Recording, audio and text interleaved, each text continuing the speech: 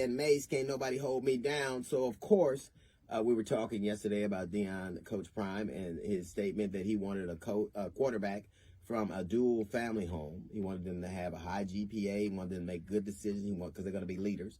And he wanted defensive. He also said that he wanted DBs to play dual sports. He also said he wanted a defensive lineman that was hungry, that was just trying to get his mom out the hood. And admittedly, if a white coach had said that, we would all be ablaze. And I was very surprised that this statement that came from Prime Time. So I called him, because the first thing when I had done the note from the GD, somebody would have said, "Why didn't you talk to him?" I respect Deion. I'm very proud of his accomplishments, and I called him to tell him that I was proud of him and what I found problematic about the statement. And he went on to say to me that that he had only that you noticed that he didn't get any calls or pushback from people in the NFL, because people in the NFL know that analytics are used. You're more likely that the Hall of Famers are all dual parent households, that they yield certain results. And that is no doubt. There is no doubt that damn football, from a societal perspective, society works best when you have dual parent household. There is no negating that. It is absolutely true. He also extolling the virtues of analytics. Analytics are science. Science, what do you think if a group of men, particularly older white men, have a notion of a specific group of people, and they hire a scientist or a group of scientists? What do you think those analytics are going to bear out? They're going to perpetuate the notion that those men want them to. There's no doubt that these results are yielded. Single parent household is not as effective or isn't as fruitful as a dual parent household. No one denies that. But we have to look at cause and effect. When a young person, and when a black, when a child, and he also, and I have to say this, he said he wasn't specifically talking about black people. But what do you think what do you think the society or the media is going to take from that? They're not going to have a nuance. They're going to think that he was talking expressly, and I expressed it to him, that he was expressly talking about black people. He of course, he said he wasn't. Ultimately, when you are born, when you're black or brown and you are born to a single parent household, before you utter a word, societally, they have an estimation of you. The first time a teacher hears your name, knows your background, they have an estimation of you. They either set the ceiling or they set the floor. Most children rise to the level of your expectations or sink to them. They have used algorithms or science to do any number of things. They use algorithms to say, the banking industry used them to say that black people are poor credit risk and to deny you loans. The restaurant industry has said, oh, well, black people are poor tippers, so they give you horrible service. Let me ask you something. Have you walked into a restaurant, got poor service, and didn't tip? Is that because you were treated, because you're naturally inclined to be a poor tipper, or because you got such poor service that in fact became the outcome? Yes, it is better when society has a dual parent household. But what do we say to our children? What do we say to them? When people set their expectations for them, the way that they're named, where they live, who they were born to, they didn't decide these things, but society already has a judgment of them. They did this facial recognition feature, right? They used scientists to put this together.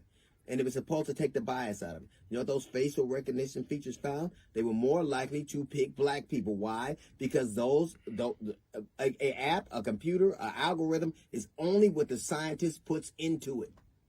If you have biases, they will too. Jasmine was a 16-year-old single mother. Look where she sits. I am in college. I'm a high school dropout. Look where I sit. Because algorithms don't make room for grace. They don't make room for latitude.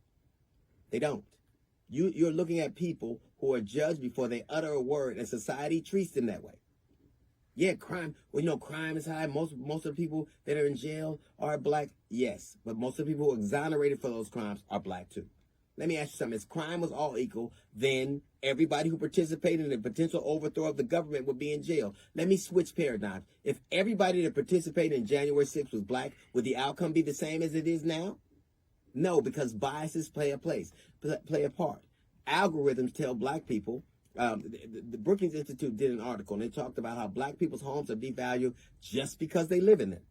Whether you Deion or DL, if you go to sell a house and nobody knew you and you were black, they would devalue your house. And guess what they would use to do it? Algorithms or science. They use science. Matter of fact, the father of modern gynecology, Dr. Sims, used science. He performed experiments on enslaved black women and said that they didn't need it because they could take pain. Even today, they use science to tell black women when they're bearing children or when they go to the doctor that they don't feel pain. That is what science, algorithms, and biases do for us.